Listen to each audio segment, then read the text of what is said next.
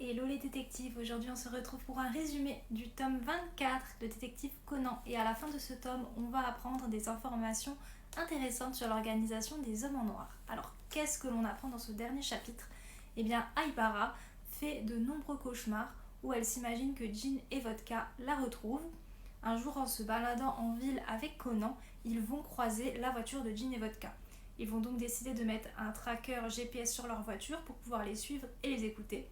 Sauf que Jean et Vodka s'en rendent compte.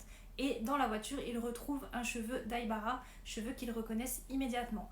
Donc, eux qui étaient quasiment persuadés qu'Aibara était encore en vie, en ont maintenant le cœur net. Elle est en vie et elle est en ville.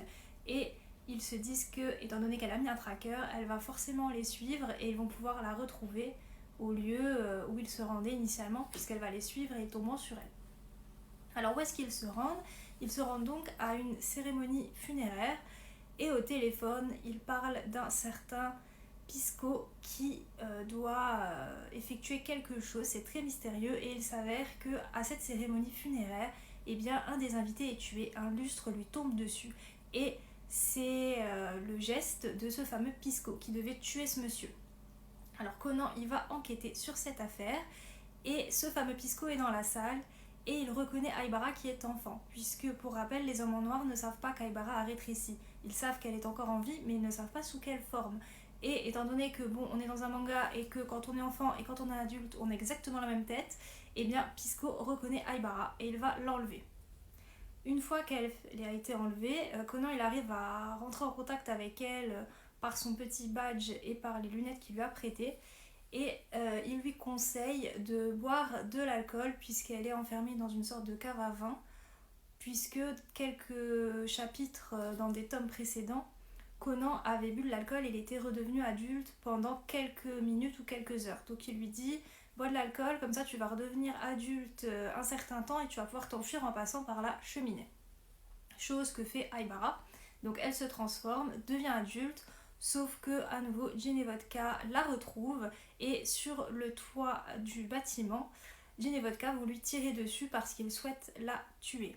Cependant, Conan va s'intercepter en envoyant des flèches qui endorment sur Jean, sauf qu'il est très étonné parce que Jean ne s'endort pas, il ne semble même pas atteint par ces petites fléchettes. S'ensuit une sorte de course-poursuite. Aibara tombe dans la cheminée, elle redevient enfant. Jean et Vodka ne sont pas encore arrivés, mais ce fameux Pisco la retrouve, veut la tuer. Sauf que Conan arrive à s'enfuir avec Aibara. Et donc Pisco est le seul homme en noir qui actuellement, à notre connaissance, sait qu'Aibara est enfant. Ou du moins qu'elle a une taille enfant. Jean et Vodka arrivent dans la salle, ils voient que Aibara n'est plus là, ils voient que Pisco est encore là et qu'il a laissé filer la petite. Et en plus, Pisco, qui a donc effectué le meurtre un peu plus tôt dans la journée, a laissé des indices sur les lieux du crime. Donc déjà Conan il a réussi à déduire que c'était Pisco, il a donné l'information à la police en prenant sa voix de Shinichi, donc Pisco démasqué. Sa véritable identité donc de Pisco est démasquée aussi, et en plus il a laissé des indices sur le lieu du crime qui ont permis à Conan de résoudre l'enquête. Donc Jean est très énervé et n'hésite pas à tuer Pisco.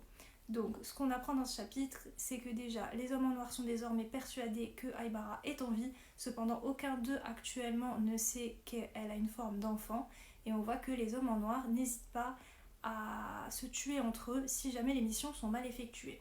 Et à la fin du tome, on va découvrir une nouvelle dame qui fait partie des hommes en noir qui s'appelle Belmotte. Et on n'a pas plus d'informations sur cette mystérieuse femme. Tout ce qu'on sait, c'est qu'à la fin du tome, les hommes en noir décident de ne pas poursuivre Aibara car elle est très blessée et qu'en plus, ils se doutent bien qu'elle va s'enfuir. Ils n'ont pas envie de jouer au jeu du chat et à la souris. Et ils se disent qu'ils la retrouveront plus tard.